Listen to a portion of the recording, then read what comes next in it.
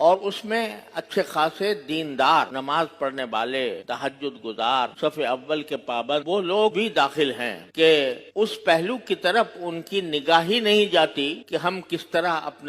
اپنے رزق میں حلال کے ساتھ ہم حرام کی آمیزش کر رہے ہیں۔ عام طور سے یہ لوگ سمجھتے ہیں بھئی ہم تو مزدوری کرتے ہیں، محنت کرتے ہیں، کماتے ہیں، کھاتے ہیں اور نمازیں بھی پڑھتے ہیں، روزے بھی رکھتے ہیں، یہ سارے کام کر رہے ہیں، لیکن ان کو پتہ نہیں ہے کہ خود ان کی زندگی میں بعض ایسی چیزیں شامل ہو گئی ہیں جس کی وجہ سے ان کا لقمہ حرام میں ملا ہوا۔ اس کی ایک مثال میں یہ دیتا ہوں کہ شریعت نے میراث کے احکام قرآن کریم میں تفصیل کے ساتھ نازل فرمایا اور یہ فرمایا کہ جب کسی کا انتقال ہو تو اس وقت میں سب سے پہلا کام یہ ہونا چاہیے کہ اس کا جو ترکہ ہے،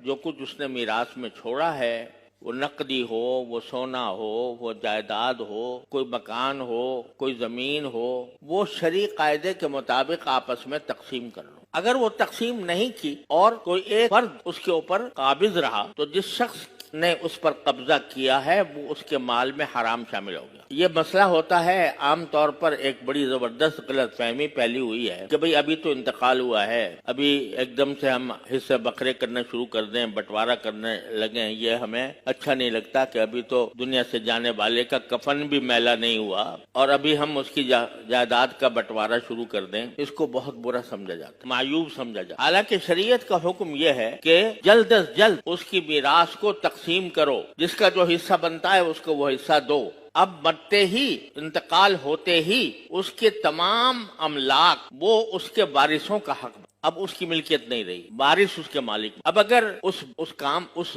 ترکے کو کوئی شخص دوسرے وارثوں کی اجازت کے بغیر استعمال کرتا ہے وہ حرام کرتا۔ میں آپ کو مثال دیتا ہوں کہ جب ہمارے حضرت والد ماجد بانی دارالعلوم حضرت مولانا مفتی محمد شفیع صاحب رحمۃ اللہ علیہ کی وفات تو میرے شیخ حضرت ڈاکٹر عبدالحی صاحب عارفی قدس اللہ تعالیٰ سرہ وہ تشریف لائے اسی دن جس دن وفات، اور جس دن تجہیز و تکفین ہو چکی تھی یا ہونے والی تھی، اب مجھے یہ صحیح یاد نہیں رہا، اس وقت تشریف لائے تو طبیعت پر بہت زیادہ تھکاوٹ تھی۔ ایک تو صدمے کا اثر تھا، حضرت کو میرے والد ماجد رحمۃ اللہ علیہ سے بہت زیادہ محبت، صدمے کا اثر بھی تھا اور کچھ تھکن بھی تھی، تو کمزوری محسوس ہو رہی۔ تو ہم نے حضرت والد صاحب رحمۃ اللہ علیہ کے سرہانے ایک خمیرہ رکھا رہتا تھا، خمیرہ جو ذرا تقویت کے لیے ہوتا ہے، تو ہم وہ لے آئے کہ حضرت یہ تھوڑا سا خمیرہ تناول فرما لیں تاکہ آپ کی کمزوری دور ہو جائے۔ تو حضرت نے فرمایا بھائی یہ تم کیسے لے آئے، یہ تو اب ترکہ ہو گیا، یہ تو میراث کا حصہ ہو اور یہ اس میں میراث وارثوں کا حق بن گیا، تم نے کیسے اس کے اوپر تصرف کیا کہ مجھے لا کر دے دیا؟ ہم نے عرض کیا کہ الحمدللہ سارے ورثاء موجود ہیں، بالغ ہیں، عاقل ہیں اور سب اپنی مرضی سے، اپنی خوشی سے یہ آپ کی خدمت میں پیش کر رہے ہیں، اس لیے آپ اس میں تعامل نہ فرمائیں۔ لیکن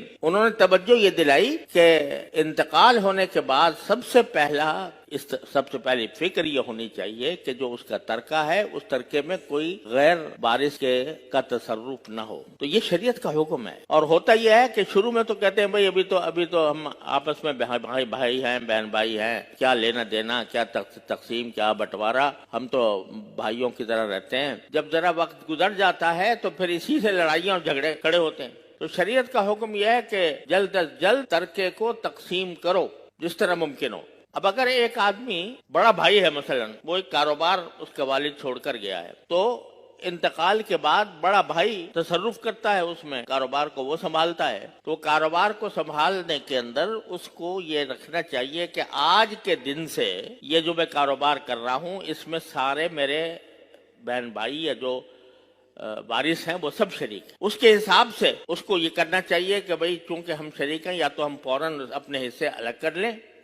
یا اگر کاروبار آگے جاری رکھنا ہے تو تمام ورثاء سے اجازت لے کر اور کوئی معاملہ طے کر کے کہ اس کاروبار کو جب چلایا جائے گا تو اس میں نفع جائے گا تو وہ کس طرح تقسیم ہو، یہ کرنا لازمی ہے،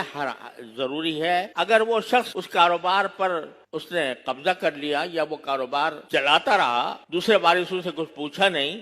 دوسرے وارثوں کی کوئی مرضی نہیں لی، تو اس کے کھانے میں حرام شامل ہو گیا۔